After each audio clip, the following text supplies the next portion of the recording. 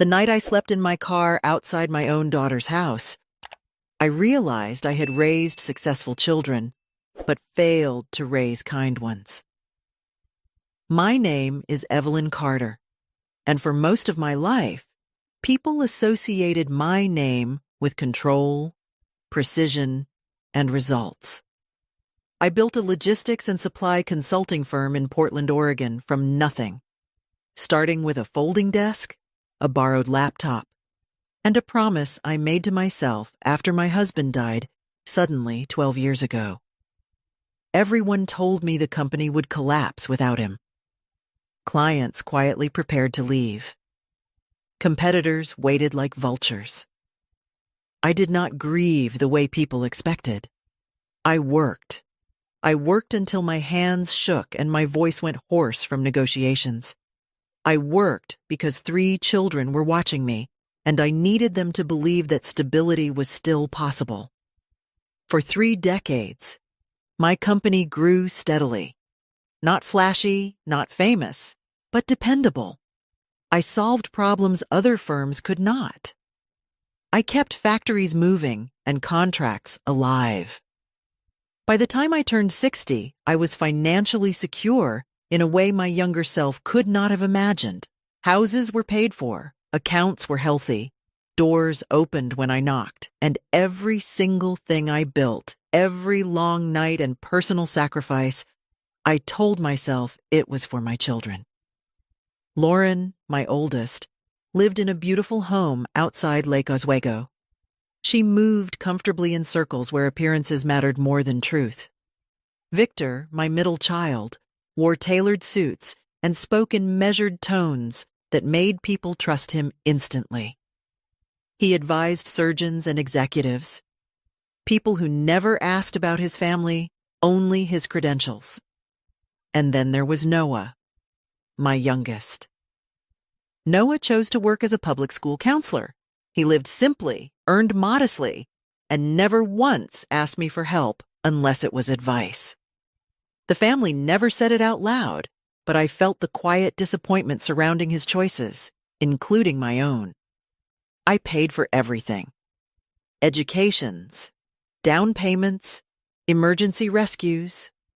I told myself that was love.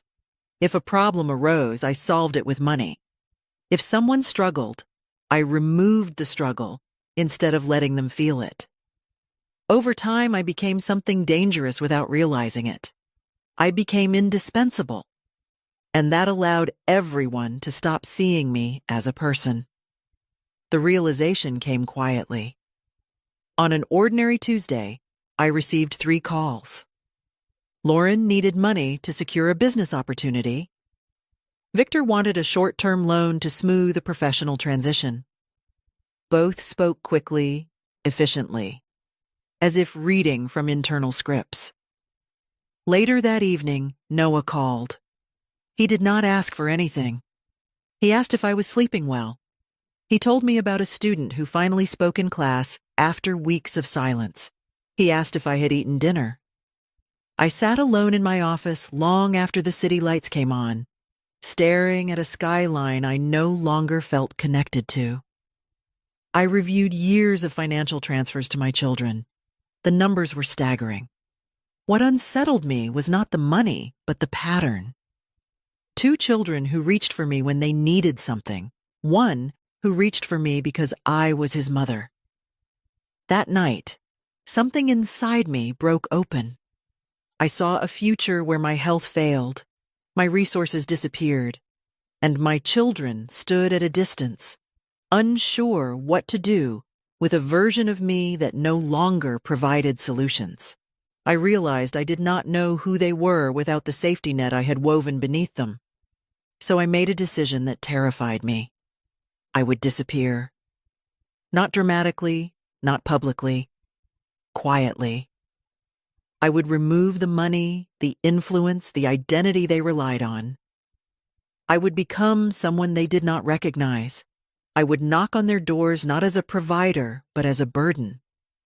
I told myself it was a test. But deep down, it was something else. It was the last question a mother asks when she is afraid the answer will hurt more than the uncertainty. I did not tell anyone what I was about to do. Not my assistant, not my children, not even the people who thought they knew me best. The only person I informed was my attorney, a quiet man named Thomas Hale, who had handled my affairs for years without ever asking unnecessary questions. When I told him I wanted to step away temporarily and limit access to my accounts, he studied my face for a long moment before nodding. "You understand this could go badly," he said. "I understand it already has," I replied. Within 48 hours, everything that defined my life was stripped away by my own hand. I transferred decision-making authority to Thomas. I turned off my primary phone and left it locked in a desk drawer. I packed only what would not draw attention: a change of clothes, a blanket, a bottle of water. I walked into a thrift store and bought a coat that smelled faintly of dust and old detergent. It was too big and too thin for winter, but it made me look like someone people would not ask questions about. The hardest part was leaving my condo. I stood in the doorway longer than I should have, staring at clean surfaces and framed memories, knowing I would not see them again for a while. I expected fear. Instead, I felt something close to relief. For the first time in years, no one could reach me for anything. That first night, I slept in my car. I parked on a quiet street far from my usual routines. The cold settled into my bones faster than I expected. I woke every hour, convinced someone was watching me. In the early morning, a police cruiser slowed near my car, then moved on. I sat up shaking, suddenly aware of how fragile I had become without status to shield me. The second day, I walked. I walked until my legs ached and my back burned. People passed me without seeing me. A woman clutched her purse tighter when I asked for directions. A man avoided eye contact entirely. I ate a cheap sandwich standing up because sitting down felt like admitting defeat. That night, I stayed in a public parking structure. Rain soaked through the seams of my coat. I wrapped myself in the blanket and watched headlights sweep across concrete walls. A stranger approached me briefly, a man in his 40s with tired eyes. He offered me a cup of coffee from a paper thermos. "You look like someone who used to have everything," he said quietly. I asked him what he meant. "People who choose this kind of test usually forget something," he replied. "You might not like what you learn. Truth does not always come with repair." His words stayed with me long after he left. By the third day, my body hurt in places I did not know could ache. My hands were cracked from the cold. My reflection in a darkened window startled me. I looked smaller, older, invisible, and for the first time, doubt crept in. I wondered if I was punishing myself instead of seeking clarity. I nearly stopped then. I stood on a corner and considered calling Thomas, ending the experiment, going home. Instead, I thought of the way Lauren spoke when she needed something: efficient, detached. I thought of Victor calculating risk even in personal moments. And I thought of Noah asking if I had eaten dinner. I decided the order mattered. I would go to Lauren first, then Victor. And only then, when I had no strength left to pretend otherwise, I would go to Noah. Not because I expected kindness from him, but because I was afraid of how much it would hurt if he turned me away too. Lauren's house sat behind a tall iron gate in a neighborhood where even the sidewalks looked polished. I knew every turn of that road by heart. I had driven it countless times for birthdays, holidays, quick drop-offs of things she needed but did not have time to pick up herself. This time, I parked several blocks away and walked the rest of the distance, my hands buried deep in the sleeves of the oversized coat. Each step felt heavier than the last. The gate was closed. Of course it was.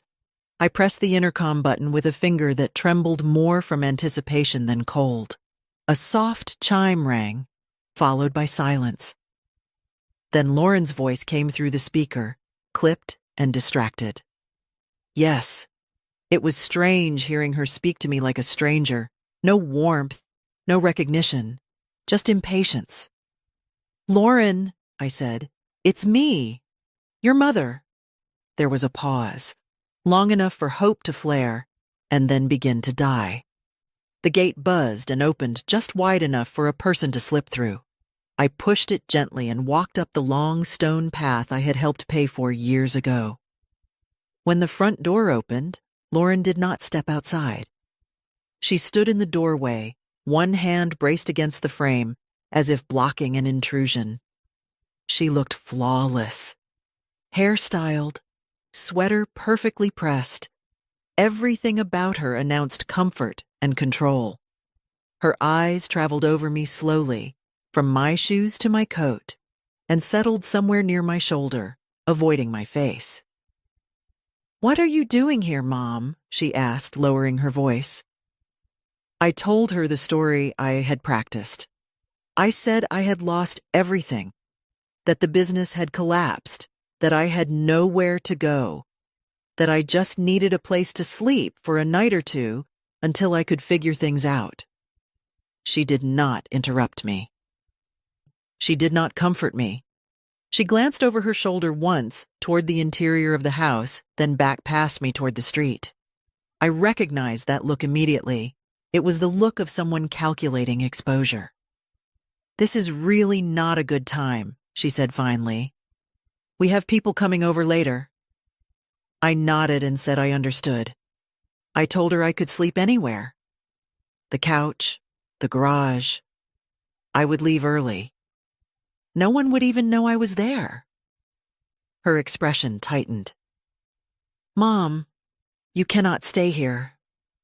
People talk. You know how this neighborhood is, and honestly, this kind of stress is not good for you or for us." Us. The word landed hard. She shifted her weight and folded her arms as if creating a barrier. I saw irritation flicker across her face, quickly masked by something that resembled concern. "There are resources for situations like this," she continued. "Shelters, organizations. I can help you find a number to call." I asked her to look at me. She did not. I reminded her of things I had never once used as leverage before. The tuition, the down payment, the nights I stayed awake waiting for her to get home safely when she was younger, the vacations, the safety I tried to give her. Her eyes hardened. "That was your choice," she said quietly. "You always did things your way. You cannot expect me to rearrange my life because you made a mistake." A mistake. That was what my desperation had become. I felt something shift inside my chest, a small, tearing sensation I could not name. I asked her again. "Just one night." She shook her head. "I am sorry, Mom. I really am. But this cannot become a situation." The door closed slowly, deliberately. The lock clicked into place, so I stood there longer than I should have, staring at the wood grain I had admired once when the house was new. When I finally turned away, I did not feel anger. I felt grief. Not for the comfort I had lost, but for the daughter I realized I no longer knew. Victor's house was nothing like Lauren's. Where her home announced elegance and belonging, his projected distance and efficiency. Glass, steel, sharp lines. It looked less like a place to live and more like a statement meant to be admired from the outside. I stood on the sidewalk for several seconds before approaching the door, steadying my breathing, preparing myself for whatever version of rejection waited there. When I rang the bell, the door opened almost immediately. Victor stared at me as if he were trying to solve a puzzle that did not fit any category he recognized. His eyes narrowed slightly, scanning my coat, my shoes, my posture. "Mom," he said finally, "what happened to you?" For a brief moment, hope flared again. His voice held surprise, maybe even concern. He stepped aside and motioned me in quickly, then closed the door behind me with care that felt more like concealment than welcome. I remained standing in the entryway. He did not invite me further inside. The space smelled faintly of disinfectant and expensive cologne. Everything was immaculate. "Sit down," he said, gesturing vaguely toward a bench near the door. I sat. "Tell me what is going on." I told him the same story. The collapse. The losses. The nights without shelter. I kept my voice steady even when my hands shook. Victor listened with his arms crossed, his weight shifting from one foot to the other. I could almost see the calculations happening behind his eyes. When I finished, he exhaled slowly. "This is complicated," he said. "I have obligations, patients, partners. I cannot have this kind of thing become visible." Visible. The word echoed in my mind. I told him I only needed a place to rest. One night, I promised I would leave before morning. He shook his head. "That is not realistic. People notice things. And I need to protect my professional image. You understand how these situations can be misinterpreted." He reached into his jacket and pulled out his wallet. It was sleek and expensive. The kind he liked to carry because it made a statement even when closed. He counted out a few bills carefully and held them toward me without stepping closer. "Take this. Go somewhere warm. Get cleaned up.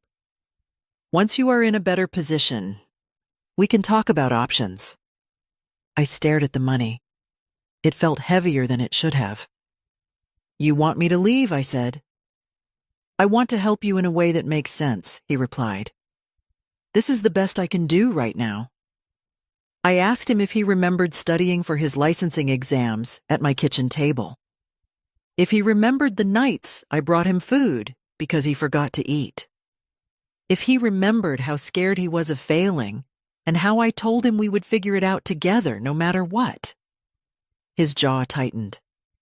"That was different," he said. "I was working toward something. This feels like a step backward, as if a mother in need were an obstacle on a timeline." He placed his hand on my shoulder and guided me toward the door. The gesture was gentle, almost rehearsed. "I have an early meeting tomorrow," he said. "I need to focus. Please understand."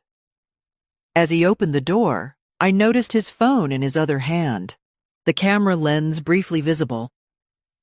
I did not think much of it then. I was too focused on the cold air rushing in, on the weight of the bills still clutched in my hand. The door closed behind me before I reached the end of the walkway. I stood under the porch light for a moment, listening to the quiet. Then I folded the money and placed it deep in my pocket, not as help, but as proof. 2 doors closed. One remained. And suddenly, I was no longer sure I wanted to knock on it at all. I waited longer than I should have before going to Noah's house. Not because I needed rest, but because fear had finally caught up with me. 2 doors had already closed. If the third one did too, I was not sure what part of me would survive that. Noah lived outside Salem, in a neighborhood where houses leaned slightly with age and lawns were cared for by the people who lived in them, not by hired crews. I parked at the end of the street and walked the rest of the way, my breath shallow, my chest tight. His house was small, one story, pale